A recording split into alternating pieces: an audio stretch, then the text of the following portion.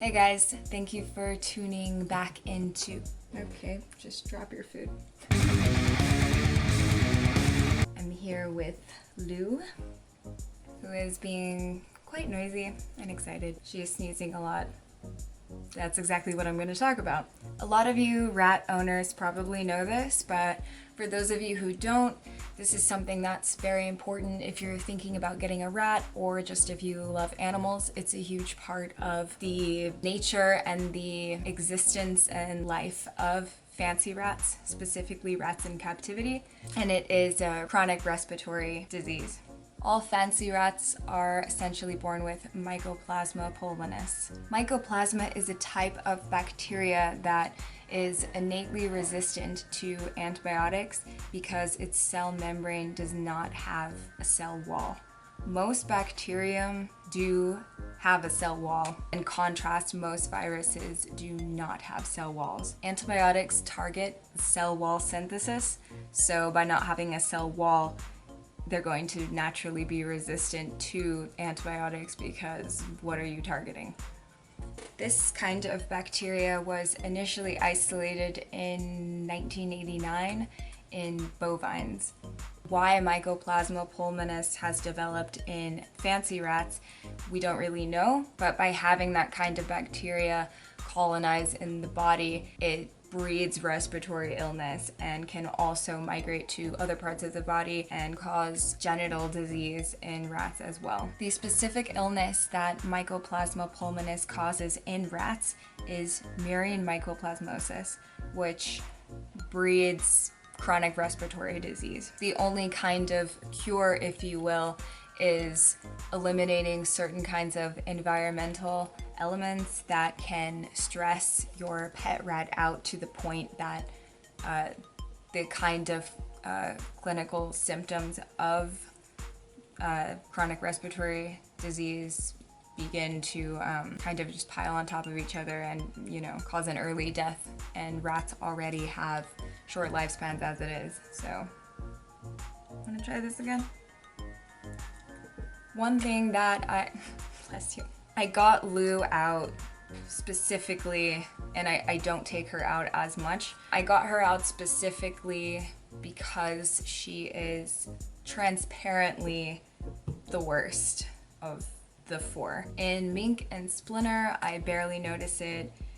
Needle has developed some clinical symptoms of the innate respiratory illness, but it's just not to the extent that Lou has. This illness particularly impacts rats that have recessive traits, especially in albinos, which are almost exclusively in captivity, bred to be pets, fancy rats. Having red eyes, it's the most outwardly noticeable recessive trait. Rats with red eyes have poor depth of field and reduced vision. I always wanted an albino, and I'm gonna do an episode specifically about albino rats. So this kind of, having a chronic respiratory illness can lead to ear infections by the bacteria migrating. So rats will often lean, which is a clinical symptom that you can look for in your rat to see if they're ill or not. Because rats with red eyes have poor vision, especially full albino rats have pinkish eyes or topaz colored eyes, which that's even less vision than rats with the bright red eyes, apparently. They also lean, but it's to help their vision. They kind of lean back and forth like this. And sometimes you'll see them doing that, and I wonder, is the rat okay? Do they have like an ear infection or something? But this behavior is essentially to allow both eyes to kind of put together the image that they're seeing in front of them. It helps them process contrast better, to kind of help their vision. Obviously, this becomes complicated. It's just this weird cycle of knowing that your rat innately has this bacteria and is at some point going to be sick, and just seeing like what level that's at, what can you do for it, because there's no cure. So essentially, the only thing you can really do is environmental changes.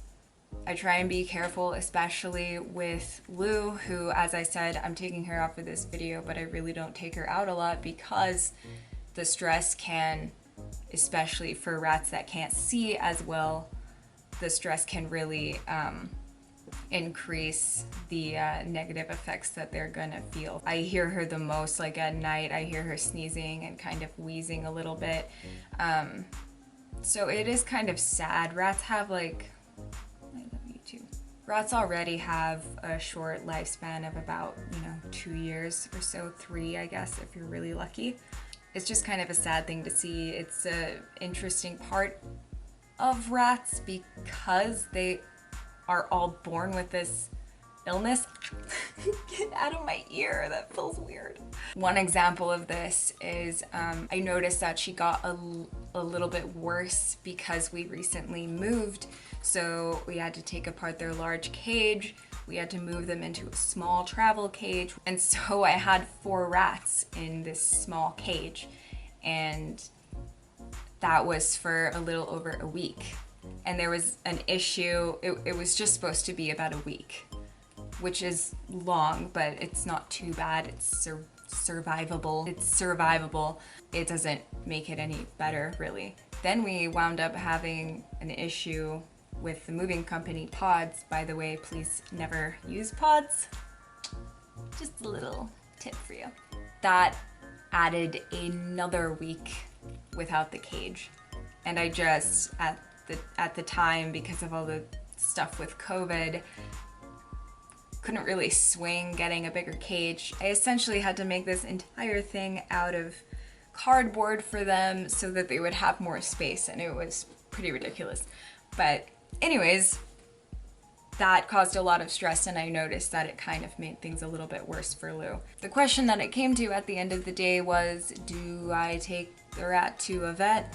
And essentially I just, no. The conclusion is no on that. Some people might think that that is weird. She's not like, you can see that she's active. She's still running around and stuff. But I mean, it is sad to see. But essentially, because the lifespan is so short, I always just wonder, like, should I really put them through getting kind of nebulization or a steroid or something like that, and having to take them on a doctor's trip and whatever, just put them under a lot of stress, being held and examined by strangers. She already has bad eyes, so blah blah blah. Like, at what point is this worth it? In addition, it's really difficult to find vets that will see rats. A lot of them don't see small animals. Some of them even kind of lack respect for that. You have to really look around to find somebody who actually will see rats. Most vets just see cats and dogs, and don't even really know anything about rats, and definitely won't perform any kind of surgery. Not that she needs it, but still, they just don't have the ability to take care of rats. Or any kind of rodent, small animals, whatever. Some shelters do take rats, but generally they're not really equipped for it. Getting a little off topic here, but I do think that this is just something that is not only super fascinating, but imperative to look into when you have pet rats, just to kind of know what to expect and prepare yourself, and also know what kind of clinical symptoms to look for. Another one that I noticed that Needle had is the eyes. It almost looks like their eyes are bleeding, but they get this kind of irritation around the eye. So I got these wipes, bless you, again, these wipes to try and take care of that, but it just keeps coming back. Again, she still seems really energetic and is eating and everything, so what can you do? But what I'm specifically talking about,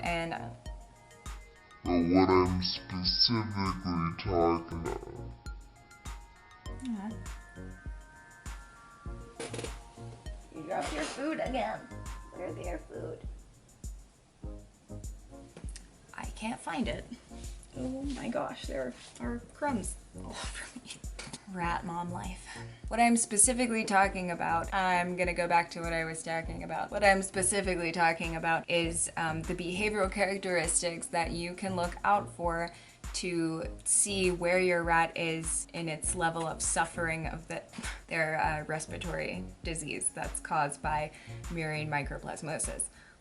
The red around the eyes that needle gets is called porphyrin staining, I believe. Porphyrin. Which is, of course, a sign of murine mycoplasmosis, as well as weight loss, thinning of the coat, heavy chattering, lethargy. You know, this is kind of a sad, morbid topic, but I've been thinking about it a lot because I've had Lou since February 5th of 2019. I mentioned that in my first video, so sorry to be repetitive. I've just been thinking about it a lot because of her symptoms, and it's something that all people who have fancy rats deal with, so yeah. Mycoplasma pulmonis, murine mycoplasmosis. Really fun words to say. Mycoplasma. I would encourage you guys who have rats or are interested in rats or are just interested in this in general to check out ratguide.com. That's the site that I use all the time to read stuff, and I've been using it for over a year now, so there's a ton of information on there, especially about this, and yeah, very helpful, informative, fascinating, whatevs. Okay, I'm gonna put her back now and give her some treats and finish up this video, so yeah. Thank you guys so much for watching. I'm gonna say goodbye to my sweet Lou.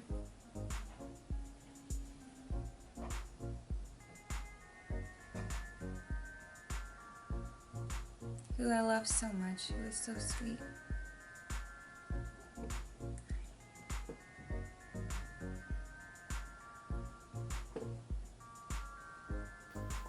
Bye. Bye. I sound weird when I say bye.